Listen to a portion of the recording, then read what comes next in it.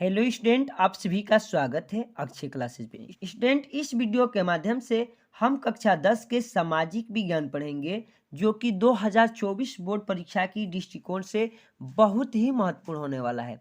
इस वीडियो के माध्यम से महत्वपूर्ण बहुविकल्पी प्रश्नों का अध्ययन करेंगे, जो कि बोर्ड परीक्षा में 100% पक्का ही आएगा। तो चलिए एक एक प्रश्न को अच्छे तरीके से पढ़ते हैं। चलिए, आपका पहला प्रश्न है कि फ्रांसीसी क्रांति का प्रारंभ किस वर्ष हुआ। ऑप्शन ए है 1788 ईस्वी में, ऑप्शन बी है 1790 ईस्वी में, ऑप्शन सी है 1789 ईस्वी में और ऑप्शन डी है 1787 ईस्वी में। तो फ्रांसीसी क्रांति का आरंभ कब हुआ था? तो 1789 ईस्वी में, यानी ऑप्शन सी बिल्कुल ही सही हो जाएगा। प्रश्न संख्या 2 है, जर्मनी का एकीकरण का श्रेय इनमें से किसे दिया जाता है। ऑप्शन ए है आंटोवान बिस्मार्क, ऑप्शन बी है हिटलर, ऑप्शन सी है विलियम प्रथम और ऑप्शन डी है मैथ्सिनी। तो इसका राइट आंसर हो जाएगा आंटोवान बिस्मार्क, यानी कि ऑप्शन ए बिल्कुल सही हो जाएगा।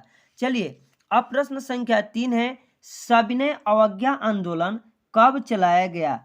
ऑप्शन ए है 1920 में, ऑप्शन बी है 1930 में और ऑप्शन सी है 1927 में, ऑप्शन डी है 1935 में। तो सविनय अवज्ञा आंदोलन कब चलाया गया था? तो इसका राइट आंसर हो जाएगा कि 1930 में चलाया गया था, यानी ऑप्शन बी बिल्कुल सही हो जाएगा। अब प्रश्न संख्या 4 है कि भारतीय राष्ट्रीय कांग्रेस की स्थापना कब हुई थी। ऑप्शन ए है 1885 में, ऑप्शन बी है 1857 में, ऑप्शन सी है 1904 में और ऑप्शन डी है 1855 में। तो इसका राइट आंसर ए हो जाएगा 1885 में भारतीय राष्ट्रीय कांग्रेस की स्थापना हुई थी। चलिए, अब प्रश्न संख्या 5 है कि महामंदी का प्रारंभ किस वर्ष हुआ।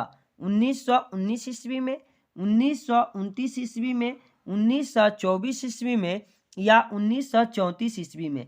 तो महामंदी का प्रारंभ कब हुआ था? तो 1929 ईस्वी में, यानी ऑप्शन बी बिल्कुल सही हो जाएगा। प्रश्न संख्या 6 है कि संयुक्त राष्ट्र संघ का मुख्यालय कहाँ पे स्थित है। ऑप्शन ए है वाशिंगटन, ऑप्शन बी है न्यूयॉर्क, ऑप्शन सी है जिनेवा, ऑप्शन डी है ऑस्ट्रिया। तो संयुक्त राष्ट्र संघ का मुख्यालय कहाँ स्थित है? तो न्यूयॉर्क में स्थित है। ऑप्शन बी बिल्कुल सही हो जाएगा। अब प्रश्न संख्या 7 को पढ़ते हैं। प्रश्न संख्या 7 क्या है कि पुनर्जागरण की शुरुआत किस देश में हुई थी। ऑप्शन ए है रोम, ऑप्शन बी है ब्रिटेन, ऑप्शन सी है इटली और ऑप्शन डी है ऑस्ट्रिया। तब पुनर्जागरण की शुरुआत कहाँ हुई थी, यानी कि इटली से हुई थी या इटली में हुई थी। ऑप्शन सी बिल्कुल सही हो जाएगा। प्रश्न संख्या 8 है, कपास की खेती के लिए कौन सी मृदा उपयुक्त है। कपास की खेती के लिए कौन सी मृदा उपयुक्त है, आपको बताना है। ऑप्शन ए है काली मृदा, ऑप्शन बी है जलोढ़ मृदा, ऑप्शन सी है लाल मृदा, ऑप्शन डी है लेटराइट मृदा। तो कपास की खेती के लिए कौन सी मृदा उपयुक्त मानी जाती है? तो काली मृदा। ऑप्शन ए बिल्कुल सही हो जाएगा। प्रश्न संख्या 9 है, पंजाब में भूमि निम्नीकरण का कारण क्या है। ऑप्शन ए है गहन खेती, ऑप्शन बी है अधिक सिंचाई, ऑप्शन सी है वनों उन्मूलन और ऑप्शन डी है अति पशुचारण। तो इसका राइट आंसर हो जाएगा बी अधिक सिंचाई। अब प्रश्न संख्या 10 पढ़ते हैं, इनमें से कौन सी रबी की फसल है। ऑप्शन ए है चावल, ऑप्शन बी है चना, ऑप्शन सी है मोटे अनाज, ऑप्शन डी है कपास। तो इसका राइट आंसर हो जाएगा चना। चना जो है रबी की फसल है, यानी कि ऑप्शन बी बिल्कुल सही हो जाएगा।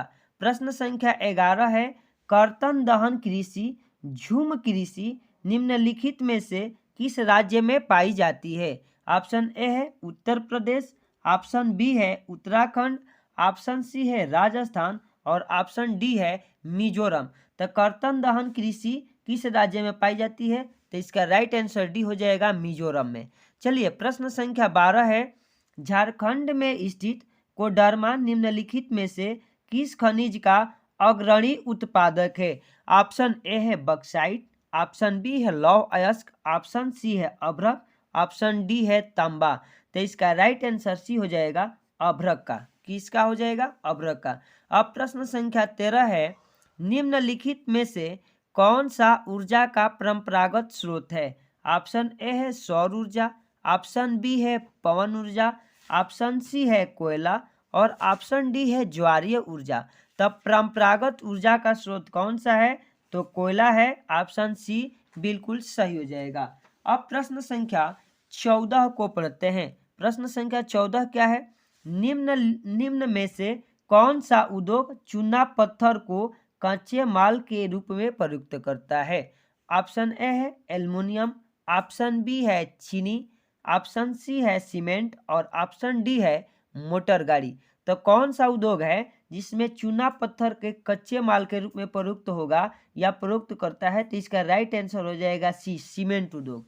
चलिए प्रश्न संख्या 15, निम्नलिखित में से कौन सा परिवहन साधन भारत में प्रमुख साधन है? ऑप्शन ए है पाइपलाइन, ऑप्शन बी है वायु परिवहन, ऑप्शन सी है रेल परिवहन और ऑप्शन डी है सड़क परिवहन। तो भारत में परिवहन का प्रमुख साधन कौन सा है? तो इसका राइट आंसर डी हो जाएगा सड़क परिवहन। चलिए अब प्रश्न संख्या 16 पढ़ते हैं।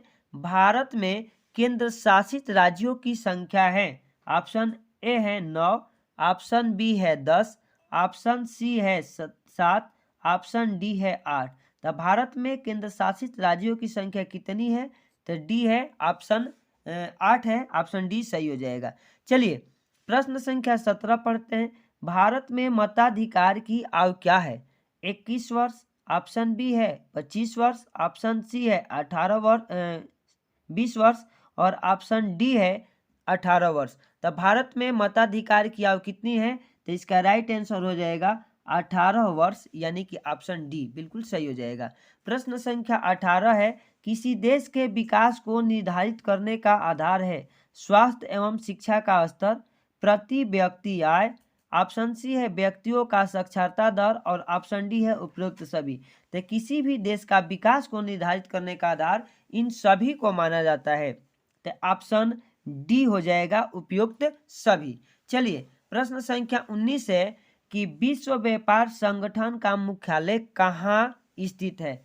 ऑप्शन ए है न्यूयॉर्क में, ऑप्शन बी है जिनेवा में, ऑप्शन सी है पेरिस में और ऑप्शन डी है ओटावा में। तब विश्व व्यापार का संगठन का मुख्यालय कहाँ है? तो ऑप्शन इसका बी हो जाएगा जिनेवा में। चलिए अब प्रश्न संख्या 20 है कि टिहरी बांध परियोजना किस राज्य में स्थित है? ऑप्शन ए है पंजाब, ऑप्शन बी है गुजरात, ऑप्शन सी है मध्य प्रदेश और ऑप्शन डी है उत्तराखंड। तो टिहरी बांध परियोजना किस राज्य में स्थित है? तो इसका राइट आंसर डी हो जाएगा उत्तराखंड में। तो स्टूडेंट ये थे हमारे मोस्ट 20 बहुविकल्पी प्रश्न। अगर यह वीडियो आप लोग को अच्छी लगी तो वीडियो को लाइक करिए, वीडियो को अपने दोस्तों में शेयर करिए और हमारे चैनल को सब्सक्राइब कर लीजिए।